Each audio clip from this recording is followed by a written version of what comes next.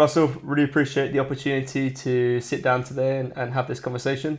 I feel like we were just having most of this conversation for the past 20 minutes or so, but hopefully we can repeat it with even more depth and even more detail and even more insight in the next 35 minutes or so. But as I said, it's a real pleasure to sit down with you as part of this exploration that we do into strategy work. And your career's been very varied and interesting in that sense. So to begin with, it'd be great if you could just give a little bit of an overview of that. Sure. Thanks for having me, Ben. Mm-hmm. It's good to be here. So bizarre journey, I guess, in many ways. I left university and I went to be a banker. Left university as in finished university? And I did. Yeah, I finished. Yeah. I did finish. I didn't cover myself in glory, but that's beside the point. None of us did. I'm too busy probably doing other things. I joined a UK bank, and after a couple of years I was transferred to New York. So I spent 3 years in New York, which was a fabulous experience for a young person, and probably gave me a lot of confidence and resilience around lots of things in life. When you turn up in a country that you've never been to, you arrive on a Sunday night and you're supposed to be going to work the next morning in New York. So you arrived literally the morning before? Yes, and I had no idea, and I'd never been there before. And the great thing was the hotel said to me, we have a shuttle that runs down to Wall Street every morning from the hotel. So if you're going down to Wall Street area, we'll put you in the shuttle. Yeah. And I went down in the morning, and the shuttle was a stretch limo. So my first day at work in New York was a stretch limo. I think I've made it now. So I was in New York 3 years, came back to London, did another couple of years in banking, and I was in the investment banking side, and then really decided that really wasn't for me. And I was always being quite fascinated by how companies work and how companies operated and were managed and led. And I joined, as it was then, Pricewaterhouse, and then became PwC. So I was at PwC for 5 years, and at the end of that, IBM at the time bought PwC Consulting. And so for a lot of people, this is a long time ago, and all these names have come back, and obviously Pricewaterhouse now does consulting again. But in those days, they were getting rid of their consulting firm. So I became an IBMer, and that was an interesting experience. I had to change the industry sector I worked in. I'd always been in financial services, and here I was in retail, which was quite an anathema to me. But it was very interesting, and IBM were very big in retail. And we were very, very successful in the business that I ran in the UK. And then I was asked to go to Tokyo. IBM were... Hopefully you didn't turn up the day before again. No, it's exactly the same process. Yeah. And the story is even worse in that I organised a top talent event for people at IBM, and I invited the one British senior person at IBM, a guy called David Dockery. And David came to an event that I did, and he spoke there and gave people an idea of what it was like and what was going on strategically at IBM. And David came to the pub afterwards, as you know, lots of consultants when they finish anything they have to go to the pub. And David said to me, "What are you doing at the moment?" I said, "I'm sort of coming to the end of this role." And he said, "How would you fancy going to Tokyo?" And I said, "Well, tell me more." And he said, "But I need you to be there on Sunday." So history repeats itself, exactly, yeah. And then after that stint, I went to Australia with IBM, based in Melbourne. For the first 2 years, I had a sort of Asia Pac role, cross Asia Pac, and then for the latter 2 or 3 years, very much focused on the Australian market with some big clients such as Qantas was my main client for a long time there, and Myer and Coles, the retailers. And that was a great experience. And my kids and my family were there, and they stayed. And then I had an opportunity to come back to the UK with KPMG. So I came back to the UK with KPMG and spent 4.5 years at KPMG. And it's difficult when your family are so far away, especially Australia. So I was going backwards and forwards. And then really in all sort of fortuitous ways, I ended up at EFQM. A little bit of consulting, previous organisation, but I was always very keen to to stop being a consultant and go and do something and make it happen myself. Mm-hmm. And it's interesting to hear you. I mean, firstly, it's an amazing journey and a very, very impressive journey. And what's interesting, what strikes me is that it's a journey that involves components of your career where you've been very focused on quite a narrow brief, I suppose. I mean, where you started within finance and investment banking, then you've had times within consulting where the brief, I suppose, is quite a lot broader and more general. And then again, you've come back to various areas where you've worked more specifically, I believe, kind of during your time in Australia, for example. How have you found that journey between working in broader areas, in consulting, where there's maybe a variety of different projects, variety of different clients and industries sometimes, and then areas such as investment banking where the challenge is no easier, of course, but it's more specific, it's more narrow? It was interesting. I was thinking about this on the tube on the way here, thinking, what is the common factor? And people ask me that. And I think the first one, without doubt, that links everything is the ability to build a relationship with a client. And that was taught to me from day one in Lloyd's Bank. And I had a very good mentor who was a slightly strange guy, but the one thing his absolute focus on was clients. Yeah. And we do everything we can with clients and nothing is too much, and we build relationships with them. And I think if you go through all of my career, a lot of it's about the relationship with the client and understanding the market. And when I was in Tokyo, it was combining two bits of IBM. So it was the two bits, the consulting that hadn't consolidated after the PW acquisition. Again, it was about building relationships, albeit not external in Tokyo. It was somehow bridging this gap in Japan between an intransigent US management team and a Japanese market that was struggling. So yeah, consulting was all of that, and going, 2 years I spent at Qantas, and that was working with the team that Alan Joyce had put together. And again, it was relationship. It was turning up, listening, trying to be relevant to them. And I guess where I am today is trying to get people still to sort of understand that if you can understand where your client is and your market is, then you'll develop the skills necessary and you'll deliver value and you might be successful in your career.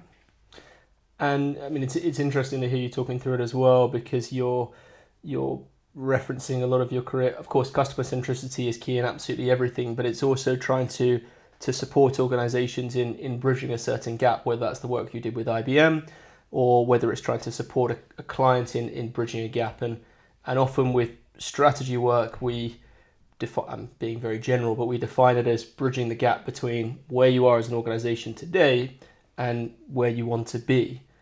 How have you found bridging that gap from the previous roles you had into a role which is both in terms of what you do as the CEO is more strategic or should be more strategic, as well as what EFQM deliver is in some ways related to the strategy of an organization? Have you found that? In a number of the roles I've had, especially IBM, it's quite hierarchical, and you do tend to run a business as such. So you get involved in the day-to-day and the shaping of the business. But it's a very good point. I think with the thing with business, when I first came to EFQM, it was not doing well, and it's not doing well on many, many fronts. So it's a bit like being a consultant, which you're thrown into something where you don't know the environment, don't necessarily know what the problems are, or what the challenges are going to be. And you turn up at the client, and you bring your best people, and you bring your talents and your capabilities and your experience.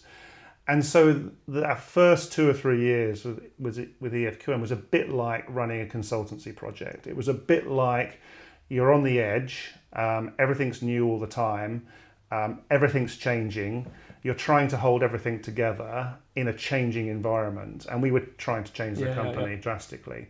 So and then in the latter 3 years, as you said, it's all been about where are we going? What's our strategy? And the two things I probably spend my time on are where are we going as a company and the direction and the strategy that we want to deliver.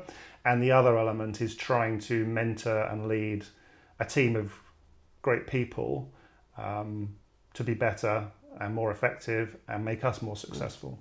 So would it be a fair assumption, and if I'm wrong, please tell me, that the first couple of years within EFQM were more tactical, and after that it became more, or the role now is more strategic, or you have the bandwidth, you've created the bandwidth to think more strategically, or is that not a fair assessment? No, I think yes, it was tactical, but I was very clear about where we were going. This is where we want to go. Yes. So we were very clear in that there were 4 things that we were going to do, or I thought we had to do.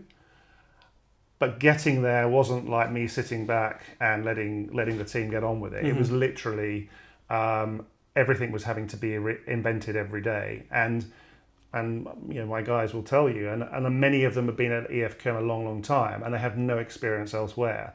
So they were absolutely amazing in the EFQM context. But as we were changing as an organisation and having to adapt to a different world, they didn't have any experience.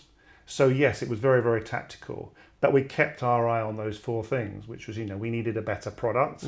We needed to digitize because we couldn't do anything with the data or content we had. We had to build our brand because we had our business model was distributing our product through third parties. Which by its very nature is so easy to then to distill your brand or to lessen your brand because it's being distributed through others. You lose control. We didn't have customer relationships as such. We had some, in the core, but we couldn't grow. And then you are completely beholden to your partners, and that wasn't really what we wanted to be. And the 4th thing was that we wanted to extend our customer relationship because we were very transactional. We come into a company, we do a piece of work, and then we move away. We're not consultants in the traditional sense. We don't put 10 people on and do an improvement project for 9 months. So that has its challenges. So actually lengthening that thing. So those 4 pillars were absolutely fundamental. We are not going to do anything other than those 4 things. It didn't feel like it every day. It felt like, as you say, getting up, tactical, firefighting, what's happening. And we burnt a lot of bridges with long-term stakeholders. We've replaced... Purposefully or... Yes. Yeah, absolutely. One of those things, as I said, was being closer to our customer and building the brand. And that was about, you can't do that if you're relying on 50 partners around the world. And the first element was in the Middle East. We wanted to go to market 100% as EFQM. No other organisation would carry our product or our badge. And that's what we did, and we've done that very well. And now we're in Europe, and we're doing the same in Germany and Switzerland. And there will be other countries as well, because getting back from my point about clients, if you can't deliver value for clients, and you're not talking to clients, and you're not every day with them, or you're not responding to them, or you don't understand their business, then you can't grow your business. In our world of, I guess it's a pseudo professional services or a services type organisation. I'm really interested to know, before I destroy the studio, I'm really interested to know, when you first came into the organisation, it sounds like you had a very clear plan. So you came in and you said, these are the 4 things we're going to work on. And again, this is, I know we're a couple of years, more than that, a couple of years removed. And there's a lot that goes on in the background. However, how did you get to that point, jokes aside, of saying these are the 4 key pillars, the 4 key principles? Was it top down? You came in and said, this is the way to do it? Did you really involve the team? Reflecting back, I think there was a general feeling that our product was too old and needed drastically changing. When I spoke to the board originally, before I took the role, I said, I can't believe you've got 30 years of information on companies and how companies behave and perform, and the reviews and assessments that we've done, and then the data that we convert it into, and we don't do anything with it. It's in PDFs, it's on the shelf. And if you walked into our office in Brussels, we used to have a shelf of these PDF documents and brochures, and there they stayed. So I think they sort of understood that, but I think when I came in and said to them, as from a consulting background, I can't believe that you've got this genuine data and you're not doing anything with it. So I guess those two things were something. One, I thought the data was important, and secondly, everybody agreed the product needed to be. I think the biggest challenge was the partner thing. Our board at the time and our people had been very much focused on delivering value to our partners, and our partners were our partners. The issue is that works both ways, and if your revenue is half of what it was 5 years ago from those partners, then clearly there's an issue. Now, a lot of the issue sometimes is the fact that our product wasn't good enough. I totally agree with that, but then their execution wasn't good enough, and so we've had to change the way we do that. So I guess it was a collective thing, and the partner thing was the biggest difference for a lot of people, which was how do we go to market directly and build our brand. But there's never really been, I think when we sit down and discuss things, there's never really been anyone that says just that is crazy. Everyone's just said, no, it makes sense. They have to deal with the difficult conversations with partners a lot of the time. And, our team in the Middle East, took a lot of flack. People don't hold their opinions back as politely as maybe they do in Europe, in the Middle East. So it was difficult, and so you have to be aware of that. It's the right strategy. Your team are behind you, but they're looking for you to go, it's going to be okay. It's going to be okay, and thankfully it has been. And did you involve senior team members, whether it's the board, whether it's other members of the management team, whether it's members further down through the organisation? Did you involve them in the strategy process when you first came in, or does that continue today? I think, to be honest, a lot of the strategy is I'm very outward facing. Sure. And I think that comes from a background of consulting. Sometimes I'm maybe too outward. My team will say, Russell's got another idea and he's now trying to discover whether that's going to be right for our organisation. But I think what my team is, they're brilliant executors. So what I will probably say is, I think this is the way of the world. This is what I've seen. This is what our clients are asking for. Do we think we can execute on this? And that's, I guess, from the strategy point of view, how we form our strategy is this a feasible thing for us to execute on? And then it's giving them the belief that I absolutely trust them 100%. So there's a lot of collective discussion, and we're a very open organisation. It's a hybrid. We don't have an office as such. So all of our conversations are constantly happening, as we speak all the time online. Yeah. So there's a lot of collaboration around that. And are there any specific learnings from your time at PwC or IBM or KPMG which you have then brought into your work today? So really effective tools, tactics, approaches to supporting the building and execution of the strategy within the team? Quality of our output. To me, it's still not where it should be. The quality of your output in terms of the product, or in terms of anything that we do? I think there's anything we do is the first thing. So our marketing has to be good. Our website has to look good. Our technology has got considerably better. But it's also the quality of the actual work that we're doing for clients. Okay. And that's a real challenge for all organizations. And we do a lot of work. We use a hybrid workforce. So because a lot of our work has to be independent of us, the way we assess certain companies, bring in certain people. So we use a lot of contractor type or experts or expertise that come in from outside, pulling all that together and keeping the output consistent, and bearing in mind we operate in maybe 25 languages and we're a very small team as a core. That has its problems and it has its challenges, and every day we get better, but I think every day the market expects more.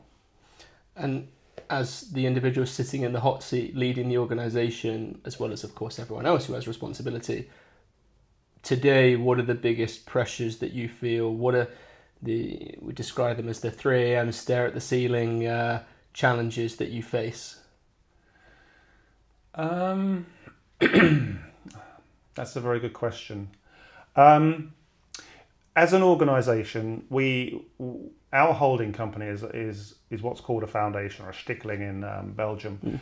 That doesn't allow us to raise equity, and it doesn't allow us. It doesn't. We have some constraints around whether we can raise any debt. So that means that we are self-funded constantly, and we have to make difficult decisions over what we would like to do. I think our opportunity is huge. I have too much demand, and I know this is the craziest thing because it's never happened in my career, but we have too much demand sometimes to be able to manage it effectively. And we need more people, or we need better technology, or we need better tools, or whatever it might be. And that's the thing that's probably the biggest challenge for me, because when you've been in a business development type role, or you've been selling to clients for your career, suddenly having clients wanting more, and you not really being able to take the opportunity as a whole. But I guess that's the challenge of every small company.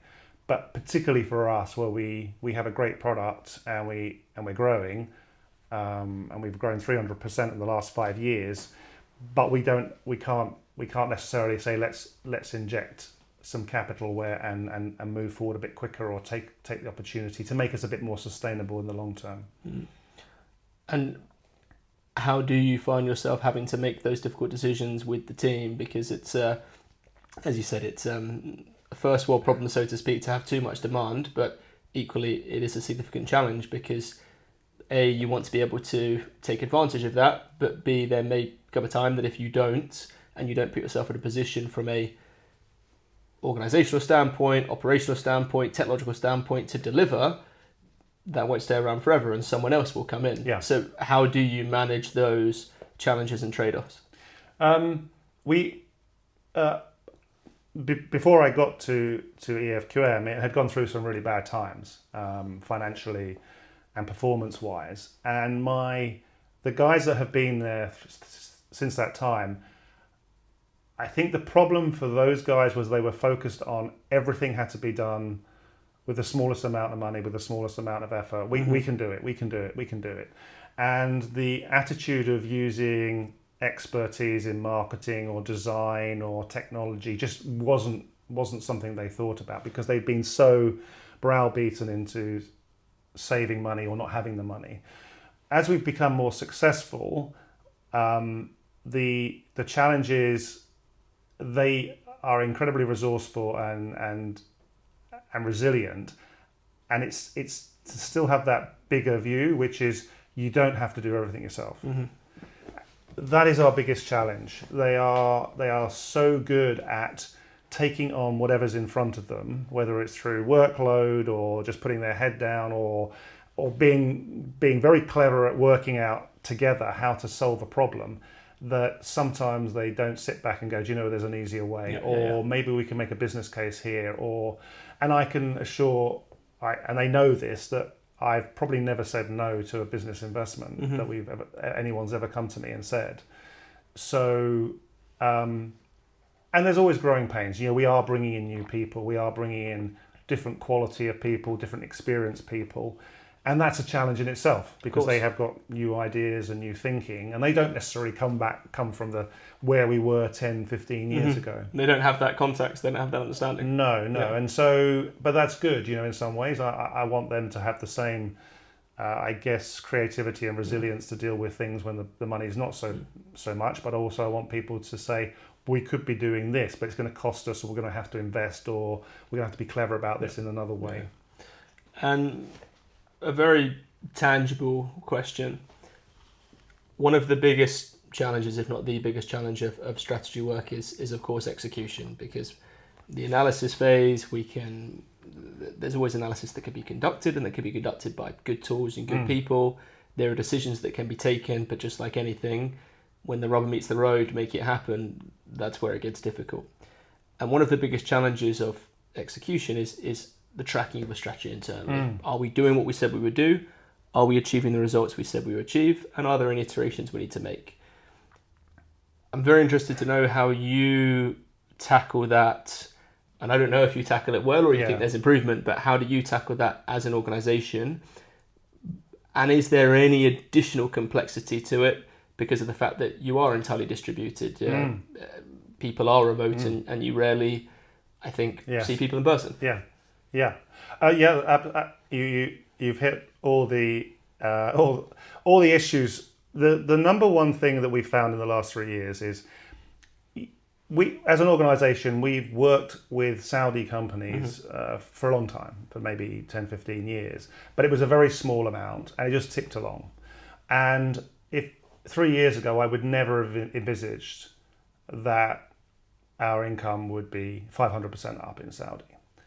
12 months ago, I would never have envisaged that our income in Qatar was up 200%.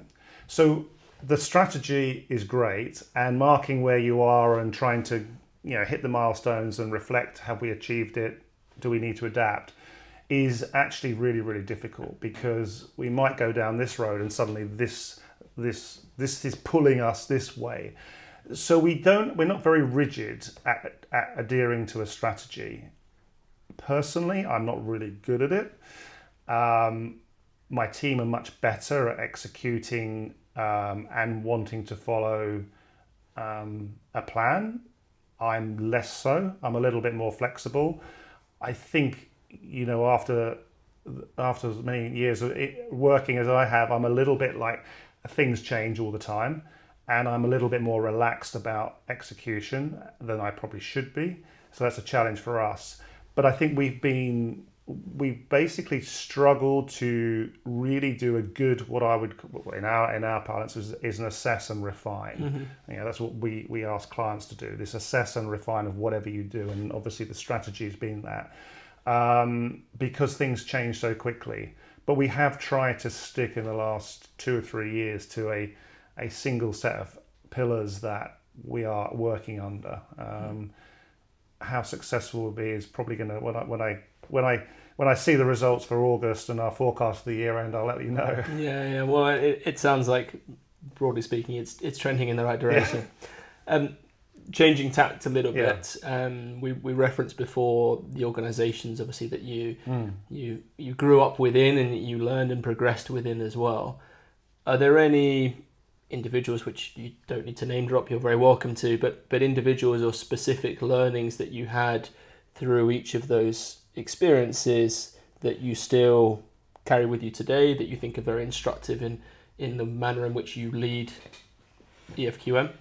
Gosh, that's a very good question. Well, there's definitely Stephen, who I work with at Lloyds Bank, and any of my colleagues, ex-colleagues from Lloyds.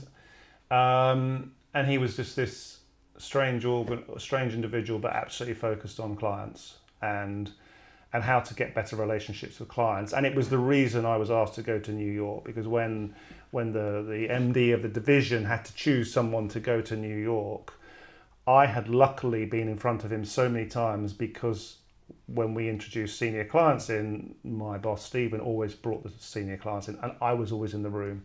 So when the names of the likely candidates went in front of him, it was me, and that was because Stephen always made sure that the most senior client relationships were always brought to the top of Lloyds Bank, and I was always luckily invited. I think there's been lots of people, and when you're in consulting, you are very, very lucky in that you see so many subject matter experts, so many talented people. I've worked with the most amazing technology talent, the most amazing process, subject matter expertise. When I left at IBM and went to KPMG, and I remember the first piece of work that I was involved in trying to win, I sat in a room and we had world experts in 10 different areas in this room. I was just, this is quite incredible. So there's been lots of people who have really helped and influenced, and I think that's shaped my view, which is you can be a jack of all trades, but really sometimes you just have to go with the specialists or the people that really know better. And I think I've been lucky to have some good leaders for me. Certainly, my manager the RMD in Australia was an American. I think she was Canadian actually. I think she's Canadian, and she was very, very good. Again, this giving some direction and then letting you have space, and that's always something that's worked with me very, very well. But yeah, there's been so many. It's very difficult to say. I'm very lucky in the board that I work with at the moment. I've got some real talent there. We have the head of BMW for the US, and Paul, my chairman. He comes from a completely different industry from me, from education. But again, being how to chair a company, he is a real talent. So you come across all these amazing people over these years, and you take a little bit from everybody.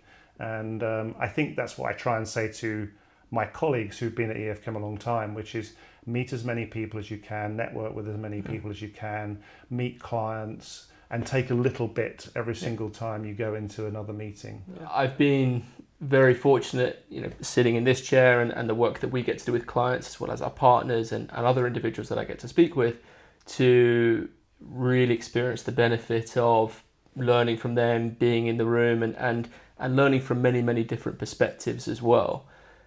You've, of course, as we were saying, benefited from something similar and even more. Are there certain traits or qualities that these individuals have, be they CEOs, be they MDs, be they in completely different areas? Are there commonalities that you've seen? It's a really interesting point because, I see it myself, and there's a great piece of research called the CEO Genome Project, and it looks at not traits of successful CEOs, but people who are successful and what they do, but only successful CEOs. And one of the major findings is that successful CEOs network more, they contact more people, they have a wider network of friends, colleagues, advisors, experts, supporters, mentors. And also the other big issue for them is their curiosity. They always want to learn something. They always want to listen. They always want to find out more. If they're not on a podcast, they're reading an article, they're reading some analysis. It's how to interpret that and then maybe bring it back to their business, or even have a better conversation with a client or a colleague. It's interesting, actually. For my sins, I'm an Arsenal fan, and I quite like Mikel Arteta, who's the current manager. And I know that he is in a WhatsApp group, which is quite a big WhatsApp group, with other individuals who are also, be they managers, be they CEOs, but leaders within organizations. Most of those are sports teams. Some of them are NFL, some of them are MLB, but some of them are also leaders within very large-scale organizations. And they have that WhatsApp group together, which I'm certainly not part of, but they have that WhatsApp group together where they, in a relatively or a very privileged environment, are able to discuss and learn and challenge each other, even though he's managing a professional football team in the Premier League, and there are others who are managing listed companies on the NASDAQ, for example. And I think, as you said, it's that willingness to learn from different areas. On the topic of learnings and insights, you as an organisation, or the organisation you lead, EFQM, you're in an equally privileged position that you've earned to be in the room with many different organisations and to see what's their view of the world today, what are some of the challenges that they have, but also what are the opportunities and where are leading organisations really driving change. It'd be great if you could hum a couple of bars on that and what you see through that today. Yeah, I mean, for us, we have to pinch ourselves sometimes because we're a very small organisation, but our client list is fantastic. We have some of the biggest names in the world, but we also have small charities and startups and scale-ups. I see lots of opportunities for companies, but what's really important for us is that we take lots of this information from companies and we convert it into data that is benchmarked across them all. So we can therefore compare a 10-person charity with BMW. I know it sounds... I imagine you're no longer crazy. doing it by pulling the PDFs off the wall and lining them up. Thankfully not. Yeah. The human element of scoring is still important, but it's all but it's all evidence. So when we provide data, it's not a McKinsey's, we've talked to 50 CEOs and this is what's happening, and guess what? They all say AI is number one. What we do is we go into organizations and ask them a series of questions, and they come up with the evidence to back us, and we then score them. It's really interesting that the number one issue for all organizations is how to handle their stakeholders. So this who is the boss? Is it our shareholders? Is it our customers? Is it our people? We see a lot of companies say, customers are number one, and then actually, their suppliers get pretty pissed off about that. So there's a lot of data around that. The other big factor for us is companies are really not very good at something you asked me about earlier, which was this ability to check where they are on the roadmap, to assess what they started out doing and refine it. And there's a lack of confidence to stop things. Companies love starting initiatives and celebrating getting to the end of a project or a new development or launching something, but they don't ever in that journey turn around and say, do you know what? Is this still going to answer the same problem that we had? It's the sunk cost fallacy. It's, once we've started... Or that piece of strategy that we designed in January, actually, the world's moved on and it's September. And if you're one of our clients, the semiconductor industry, and their industry changes every day at the moment with the tariffs and geopolitical things. Whatever piece of strategy or initiatives they set out to do in January is certainly not relevant anymore. Yeah, of course. So I think some of that data, and obviously without doubt, we can talk about AI, but technology in your business, technology in my business has transformed us.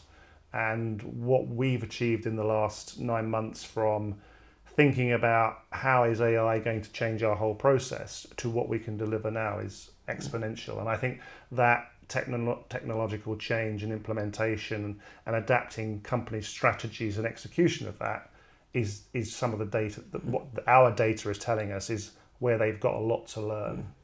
And just finally, on that note, we do stand at this juncture, which is very exciting, and there's immense opportunity for the business that you're in, for the clients you serve, for us, and for many, many others. But it's also a challenging moment. Things are moving so quickly in a number of different ways. What are you most excited about from where you're sitting in the next year and couple of years moving forward for the business, but also the industry as a whole? I think I'm really excited about, to be honest, about the interaction with really quality human skills and the technology that's moving so fast. I worry, and we talked about this before we started filming, I worry about how we're going to nurture people to have the experience and developed capabilities and the history to help solve problems along with technology. So for our business, I'm extremely excited about some of the Agentic AI that we're developing, which is going to give our clients phenomenal insights and give us a productivity lift and just increase the value of our service and our product to clients. But what I'm worried about is, are we going to be developing people who can interpret that, lead that, shape that, facilitate it with clients in the future? Of course. Look, I don't want to keep you any longer, and we've already run over, I'm pretty sure, what we were planning on doing in the first place. But it's only because the conversation's really interesting and insightful. So really appreciate the time, really appreciate your thoughts, and similar to you, I'm very excited about what's to come as well. Thank you. Ben. Cheers. Thanks, Thank you. Ben.